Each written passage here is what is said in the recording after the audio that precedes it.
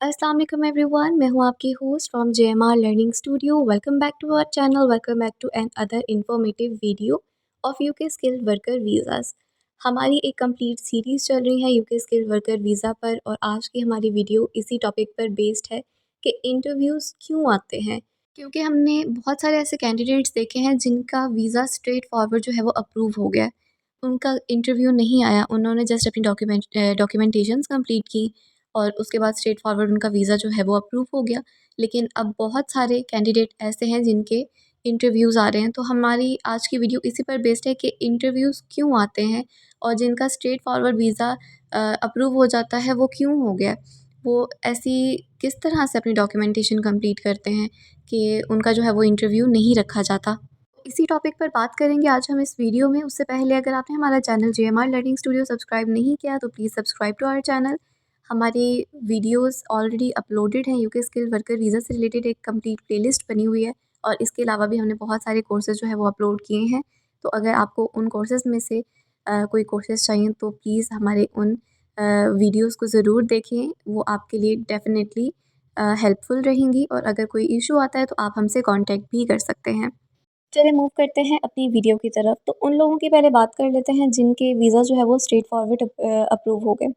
तो जब हमने उनसे कांटेक्ट किया, उनसे पूछा, तो हमें ये बात पता चली कि जो उनकी जॉब डिस्क्रिप्शन थी, उनकी क्वालिफ़िकेशन, उनका एक्सपीरियंस बिल्कुल उस जॉब से रिलेवेंट था। उनकी क्वालिफ़िकेशन भी वही थी, उनका जॉब एक्सपीरियंस भी उतना था, और जॉब डिस्क्रिप्शन से बिल्कुल सारी चीज़ें मैच करती थी। इसलिए उनका जो है वो वीज़ा स्ट्रेट फॉरवर्ड अप्रूव हो गया।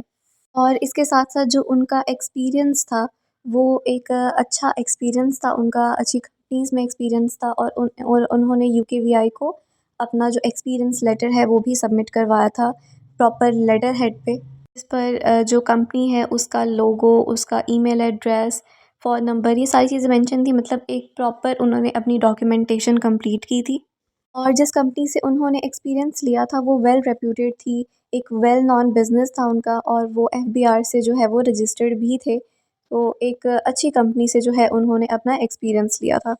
और जो उन्होंने इंग्लिश का अपना जो सर्टिफ़िकेट है इंग्लिश लेवल का जो सबमिट करवाया था वो आइलेट्स का करवाया था, और उसमें उनका जो स्कोर था वो 5.5 से अबव था। मतलब उनका एक अच्छा जो है वो उसका रिज़ल्ट था।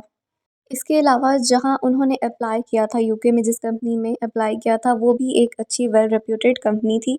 उसकी हिस्ट्री काफ़ी अच्छी थी, वेल नोन बिज़नेस था, एक अच्छी रेप्यूटेशन वाली कंपनी थी। तो ये सारी चीज़ें जो है हमने नोट की, जिनके स्ट्रेट फॉरवर्ड वीज़ा जो है वो अप्रूव हो गए, उनमें ये सारे जो है वो प्लस पॉइंट थे, इसलिए उनका वीज़ा जो है वो स्ट्रेट फॉरवर्ड अप्रूव हो गया। उन्हें इंटरव्यू के लिए नहीं बुलाया गया, इंटरव्यू के लिए उन्हें मेल नहीं की गई।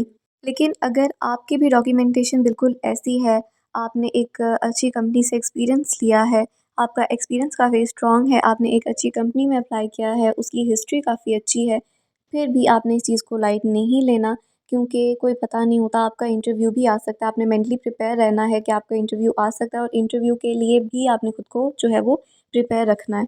क्योंकि ये सिर्फ केस स्टडी है, जो हमने जो है चीज़ें नोट की हैं, वरना वो किसी को भी रैंडमली पिक कर सकते हैं, चांसेस हैं।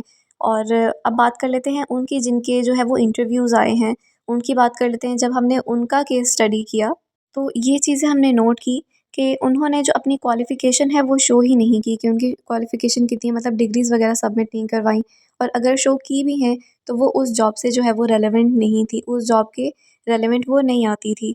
और सेकेंडली ये कि जो उनका आइल्स था उसके स्कोर जो हैं वो बेसिक थे, या फिर उन्होंने किसी और जो इंग्लिश कोर्स है उसका सर्टिफिकेट जो है वो सबमिट करवाया हुआ था। और जो तीसरी चीज़ हमने नोट की है वो ये कि उन्होंने अपना जो है एप्लीकेशन के साथ एक्सपीरियंस लेटर जो है वो सबमिट नहीं करवाया, और अगर उन्होंने एक्सपीरियंस लेटर सबमिट करवाया भी है तो वो किसी वेल रेप्यूटेड कंपनी का नहीं था, एक लोकल सी कंपनी का जो है उन्होंने एक्सपीरियंस लेटर जो है वो सबमिट करवाया हुआ था।